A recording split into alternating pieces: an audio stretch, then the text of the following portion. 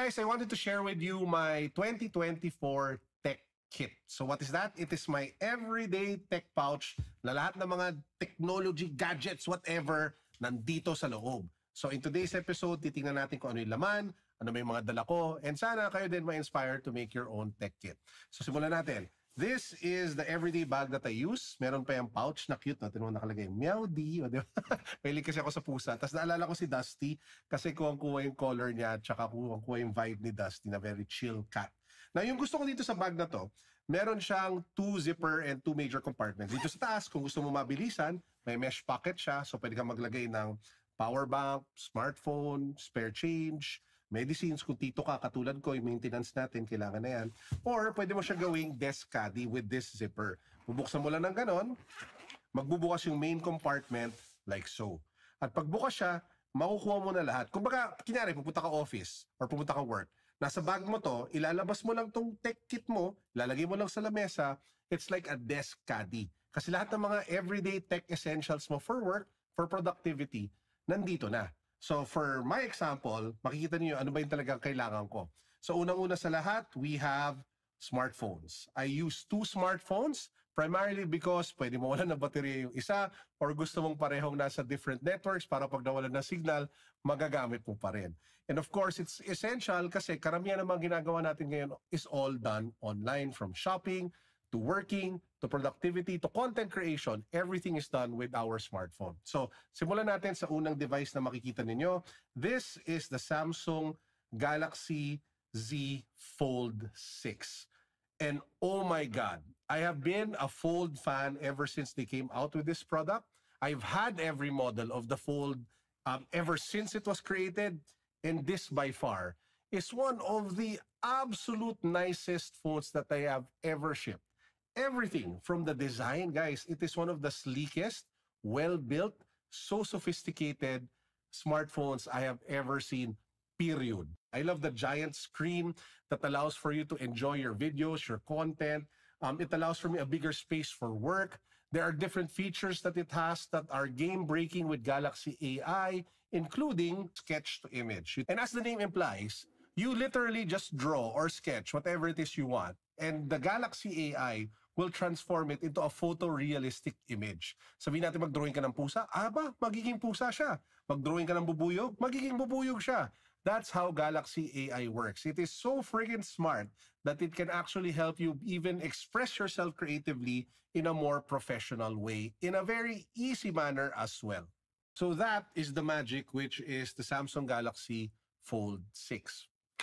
Next, meron tayong power bank dito na, well, everyone needs a power bank these days.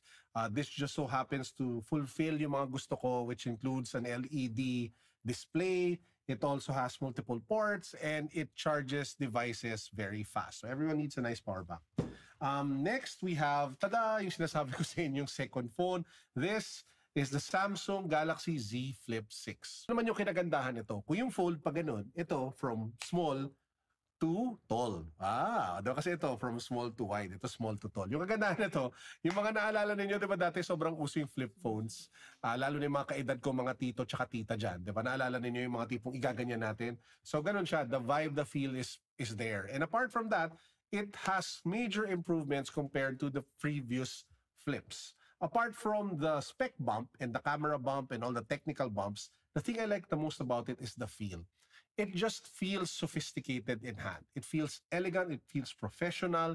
It feels every single centavo you paid for it and more. Yun yung kagandahan niya. And that click, that sound when it opens is just so satisfying. Now, just like the Fold 6, this also has Galaxy AI.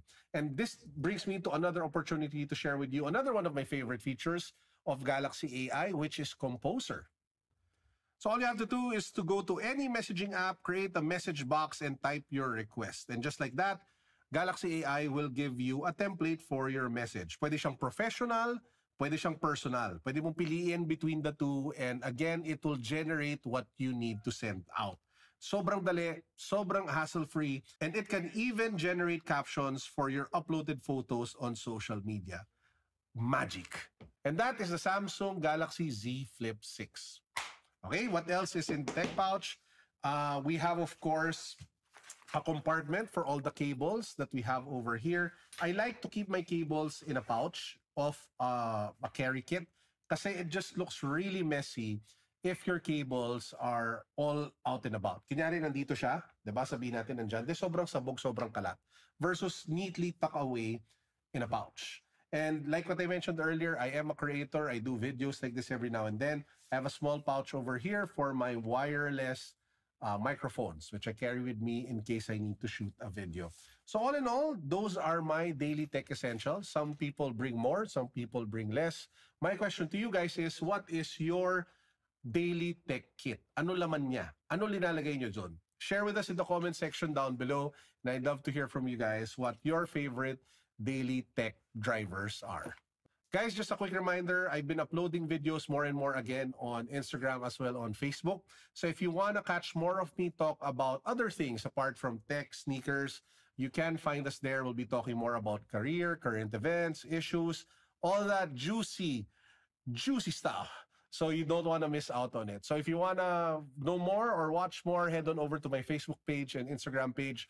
Both are linked down below. Make sure to check it out. It would mean the world to me. So with that said, this is Carlos signing out. Peace, God bless. What's up? Ang layo ng camera. Boom!